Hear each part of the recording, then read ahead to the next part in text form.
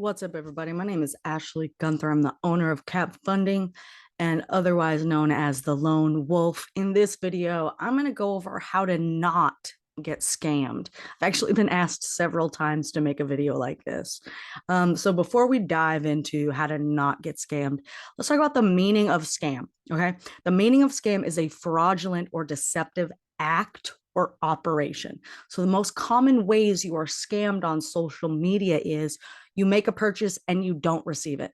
You don't receive whatever it is that you purchased. You make a purchase and it's not as described.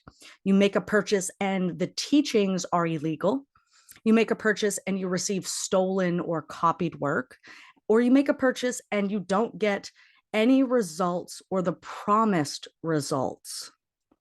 Now, that last one, that's if someone promised or said you would get certain results. If someone's like, hey, I'm selling this phone, you can make $10,000 off this phone, buy this phone, and you get this phone and you don't sell $10,000. That is a scam, right? A lot of people are making false claims, and that's the bigger issue here. So here are 10 effective steps to ensure you are not being scammed on Facebook. Follow these and you'll never get scammed again. Number one, research. Y'all, the 10 steps are going to have actions in it. You need to take action. As much as you want to get or receive whatever it is you're considering to purchase, let's do some due diligence. So check out their social media profiles. Are they new? Are they limited? Are they fishy? Are they unprofessional? Now, there's a difference between a scam artist and an amateur. That's the other part that many of you get confused about. Oftentimes, you're working with an amateur that has given you information and they don't even realize that it's wrong, and then you don't get the results. That's not necessarily a scam, but that you're working with an amateur. Hopefully, when it comes to financials and anything that you're spending serious money on, and serious money could be different between you and me, but whatever serious money is to you, make sure you research, make sure you know what you're doing, okay? So, are their profiles new, limited? Do they just look fake?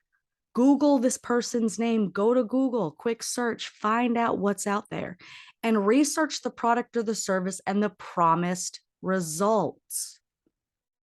Look up the promise, look at the results. Be wary. If you're getting a promise, a guarantee, or a result with no money back guarantee or something, without the hook, without the here's the offer, stop, run. Don't continue, don't pass go, don't collect $200, just leave. Step two, ask for their website. Are they offering a professional service? Do they have any type of site explaining their services or their process? Does their website match the same things they are currently offering? I'm going to make this simple. They don't have a website, don't do business with them. If someone's a graphic designer and they aren't utilizing graphics to sell their service, what are they doing? If you are a graphic designer, you have a website, what are you doing? If you pretend to say that you write grants or that you help with grant writing or help with funding, where is your website? If they don't have a website, run. Next, ask about their experience. Who trained them? Do they have any licenses or certificates? Are they even required? Do they know if they're required? How long have they been doing what they say they've been doing professionally? Ask them about themselves. Here's the deal, y'all. If you're asking the expert these questions and they're bothered or they can't take the time to answer you, that's a big red flag.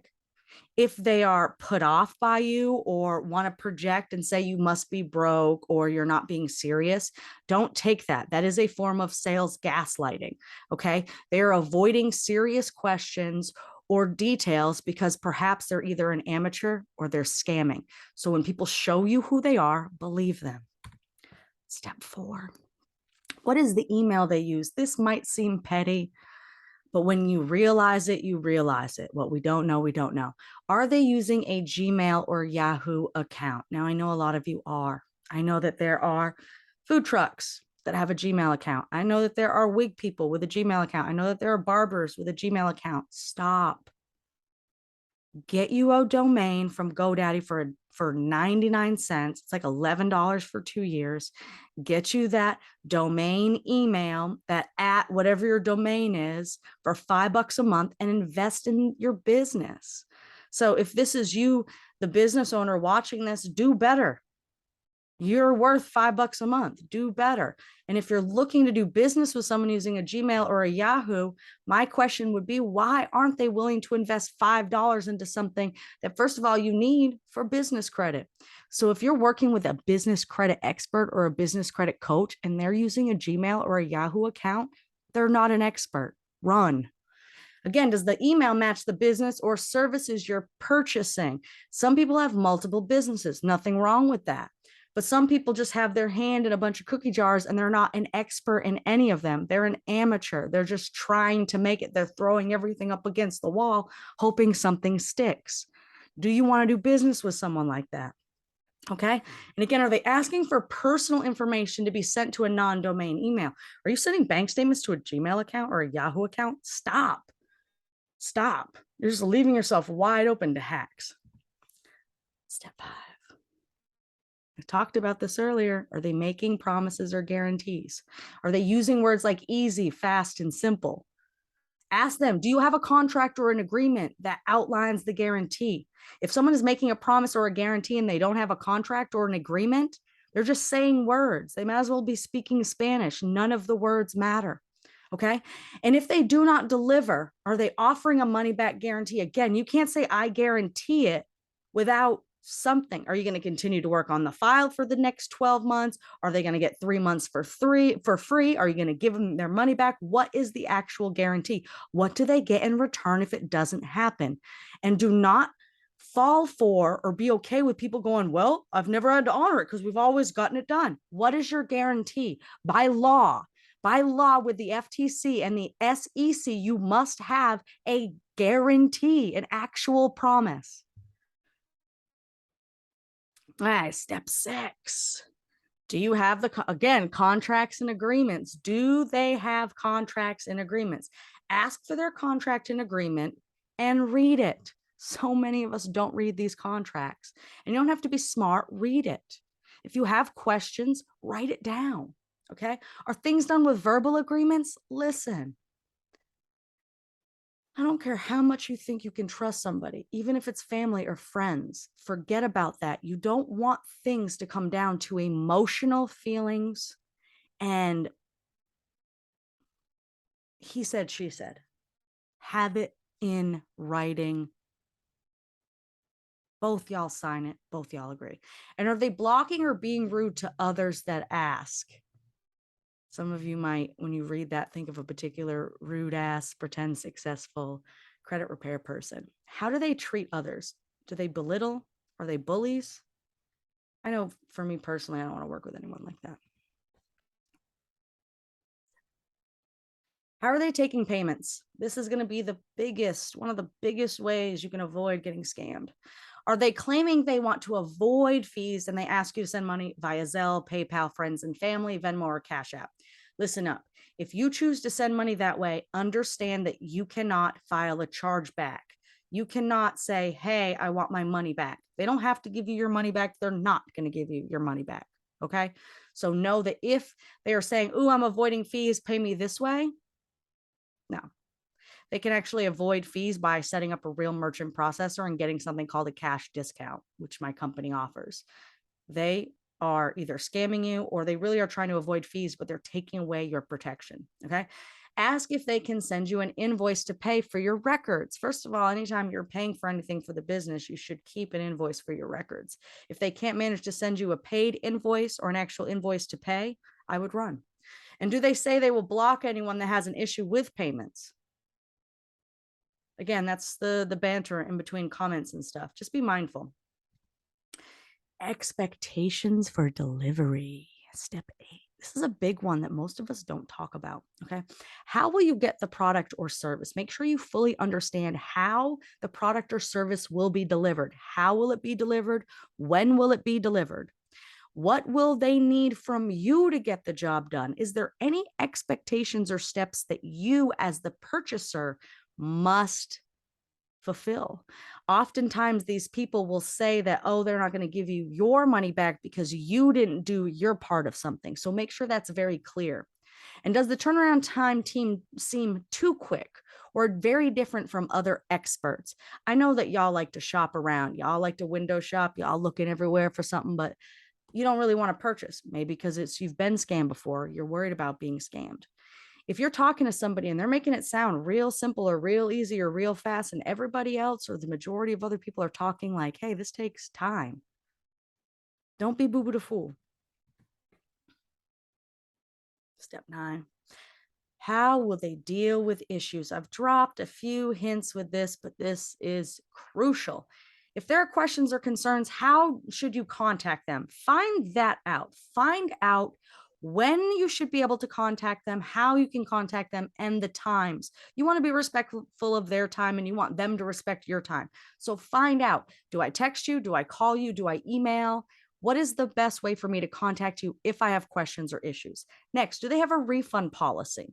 This should be something easily stated or clear. If they say they have a no refund policy, you need to ask more questions about the contract and the agreements and the expectations, okay? Because if they're making promises and guarantees, but then they have a no refund policy, that doesn't add up. Don't listen to math that doesn't add up. Next, how do they deal again with an unhappy client or customer? How do they deal with that? Do they bash them? Do they block them? Do they throw them to the wolves? What happens? Step 10. I touched upon this again a little bit. Do they avoid questions?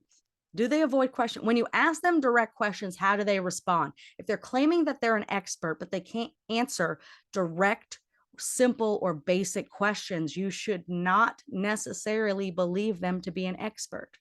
Do they admit that they don't know some things? Here's the deal. All experts still have limited ability.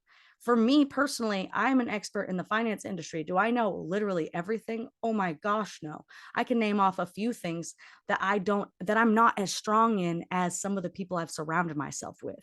So if they act like they know it all, be cautious. And how do they answer other people's questions? So whether it's in an open forum, a Zoom, a live, or whatever, how are they also talking to other people? This matters in life. Now, what if you've been scammed? Do you know that there are ways that you can, after being scammed, perhaps get your money back, or at least get the person that scammed you in trouble, or at least on the radar, right? So first, I want you to try to reach out to that person that you did business with for a refund. Y'all keep emotions out of it. Keep it straight and simple. Keep it to facts. Send them, hey, I sent you this amount of money. This was the agreed upon thing. I didn't receive it at this time. Please send me a refund. This is how I sent it to you. When should I expect it? Don't call them out their name. Don't make threats. Don't do anything extra. Send that. Okay. Next, you can take all your proof and submit a claim to the ftc.gov website. Okay. You can leave a review on all platforms: Google, Yelp, Facebook, BBB. Again, keep the emotions out of it and keep it professional.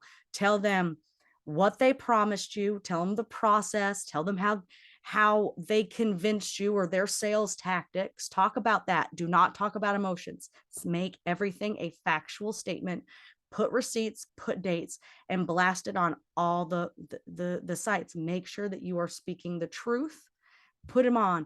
Most of the time when you leave poor reviews, they may be a little bit quicker to react. Do not harass or threaten the person that scammed you. Do not harass or threaten the person that scammed you. You can warn others in a social media post or on Reddit, but do not name them directly, or you could be sued. You want to be careful when you are talking about certain people, that you still protect yourself, whether it's totally true or not. You can also see if you can do a chargeback. Call your bank, go to your bank, talk to them about it. But most of the time you're paying, in methods that can't get a chargeback. Just a few other things just to think about, right? You can take that person to small claims court if you have a contract or an agreement. If you don't, you could try Judge Judy, but I don't know how many news stories they take every year. But to go on Facebook or to stalk them or to do other things is not going to serve you well. And it is going to be having you focusing on things instead of your recovery or your push forward. Now, if you want to share your scam story anonymously, you can send me an email at ashley@lonewolf.co. You can contact me on Facebook. I can do it anonymously. If you want to share your first name, that's fine too. I will respect whatever you ask, but it's important that we share these scam stories so we can help one another. So if you have been scammed, I would like the opportunity to share your story to try to save someone else.